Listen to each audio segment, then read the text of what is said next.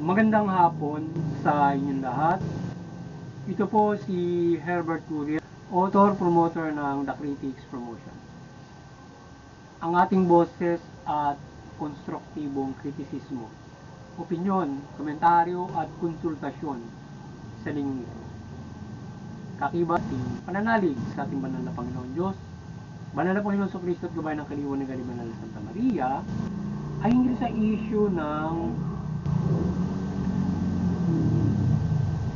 ating tinunghayan na Estrada wants to criminalize interference with labor unions.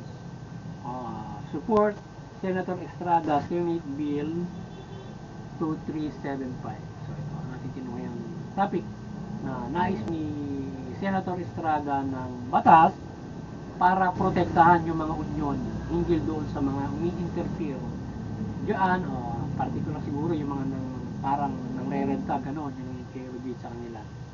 So, ang ating kagalang-galang na Senator Jinggoy Estrada ay nagpanukala ng batas na naglalayo na protektahan ang manggagawa laban sa mga nais mag-interfere sa ipe-penalize o i-criminalize ang mga nais manggulo sa mga manggagawa. Yan. Ang batas na ito ay pinagbabawal yung mga employers o may-ari ng negosyo, pamahalaan na pagbawalan na magbuo ng at makiisa sa union ang mga manggagawa o sila ay kasuhan at pa-elisin sa union. Yan. Isa sa mga partikular na pinoprotektong batas ng Senator Jinggoy ay pinagbabawal yung mga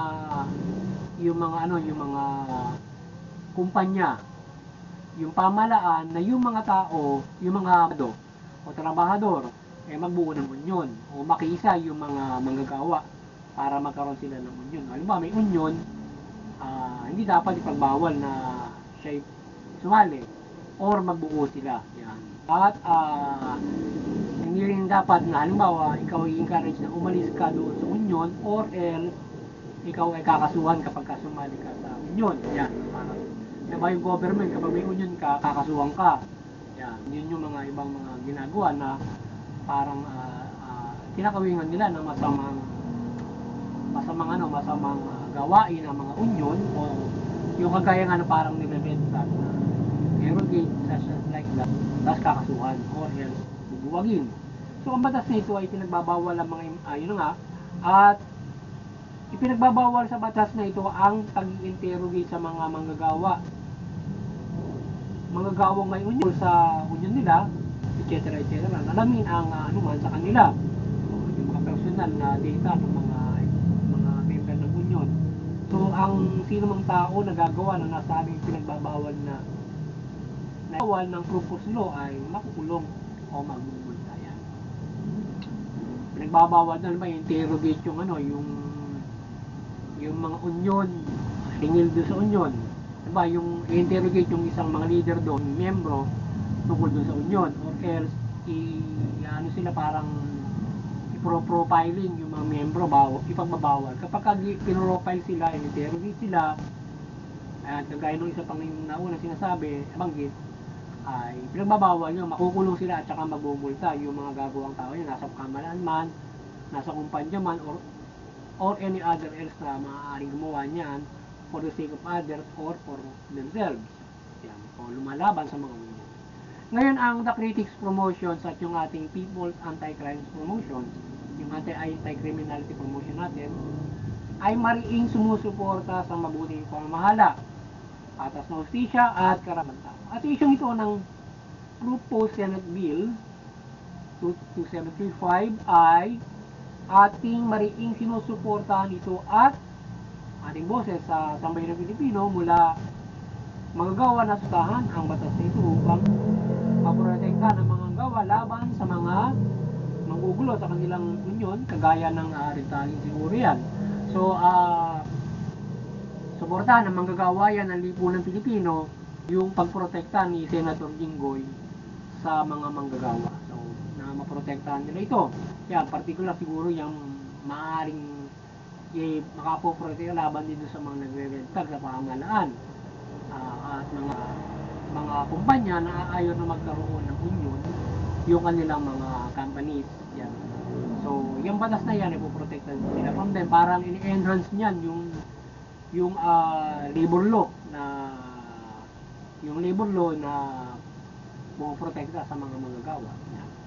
So, sana maging mahusay. Sana mahusay yung stipulation ng batas na ito from that particular thing para maprotektahan ang magagawa from that particular na mga panghimasok, panggugulo, pananakot, whatsoever laban sa manggagawa na may union o nais magka-union yan. Karapatan nila yan na magbuo ng union, karapatan natin na kapag tayo manggagawa magkaroon ng union, magkaroon ng karapatan ka para mag-participate ka sa magsabuhay sa management, etc. Parang yung mga collective bargaining agreement, gano'n. Siyempre, kapag may union, na-enhance yung tibay nung halimbawa, ikaw ay mayroong yung pag-ano mo sa iyong napapangalagaan ng bawat isang manggagawa, halimbawa yung tenure ng mga manggagawa, yan, mga gano'n. Benepisyo, etc. So, ang batas nito ay poprotekta laban sa pamahalaan o tao na nais mag-imbestiga sa kaugnayan dito at kanino man at alumin ang mga personal nilang buhay at mapabilang ng union yan. So, yun, protektahan sila laban sa mga pamahalaan na gustigan yung ano ba yung kaugnayan mo sa union, ano ba yung personal mong ganyan o ikaw ay susunod siguro, mga ganun, protektahan ito. So, ang ating Senado at Kongreso ay ipasa ang batas nito at pag-ibayuhin pa ito para makatulong sa mga manggagawa. So, yan, boses natin sa manggagawa, ang iba natin ang Banal Santa Maria, maliwanagan kayo. Suportahan nyo itong batas nito para yung mga manggagawa maprotektahan sila from kind of harassment from them sa kanilang union at bilang mga manggagawa na nais magkaroon ito o miyembro niyaan. Sila ay pinaraparatangan ng kung anong masasama hinggil sa trabaho or whatsoever na yun, parang red tagging, gano'n. Nagbibintangan ka na ikaw ay gano'n kapag kayo ay nilang para lamang pangalagaan ninyo yung karapatan ninyo sa inyong paggawa. Halimbawa, yung inyong benepisyo, yung inyong tenure, yung inyong etc. na karapatan ng mga manggagawa. Siyempre, ang pangunahin para mapangalagaan niya, siyempre magbuo ka ng union hanggang sa ma-improve mo yung mga dapat na pakayan ng mga manggagawa sa management o may-ari. Mahalaga yun kasi para mas mahusay na mapaunlad yung kumpanya.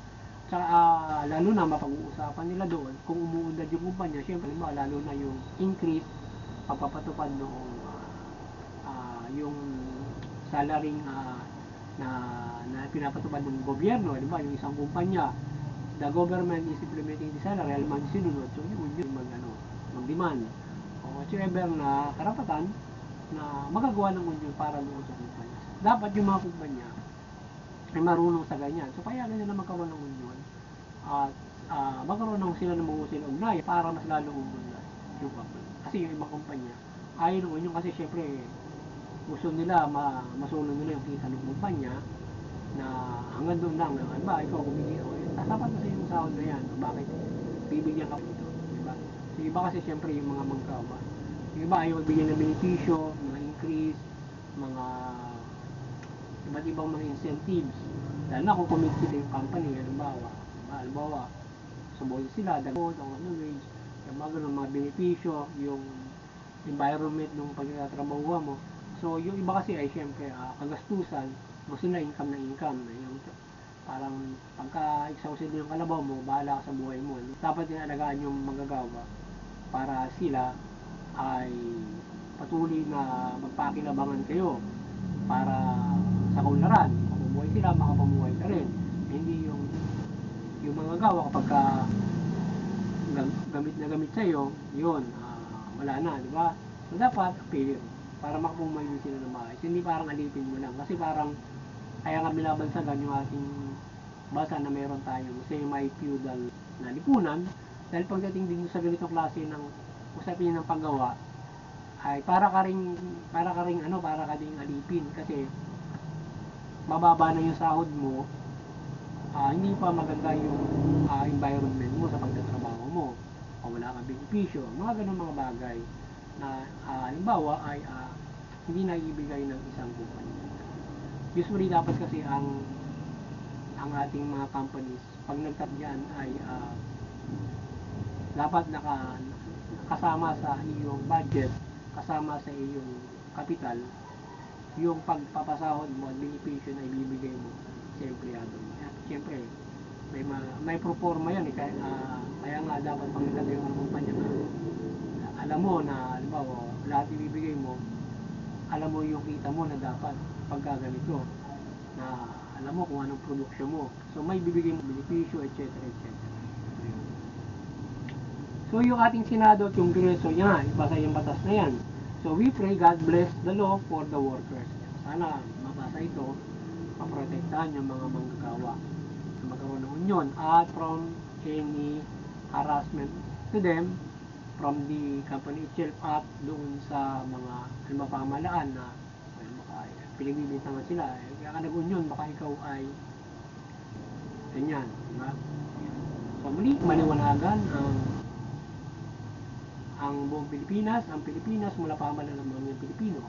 Yung pamahalaan, mamahala ng matuwid, mabuti, tugunin yung karapatan ng tao, magbayar ng patas ng justisya, iwasan yung mga pang-aabuso, katiwalian at korupsyon.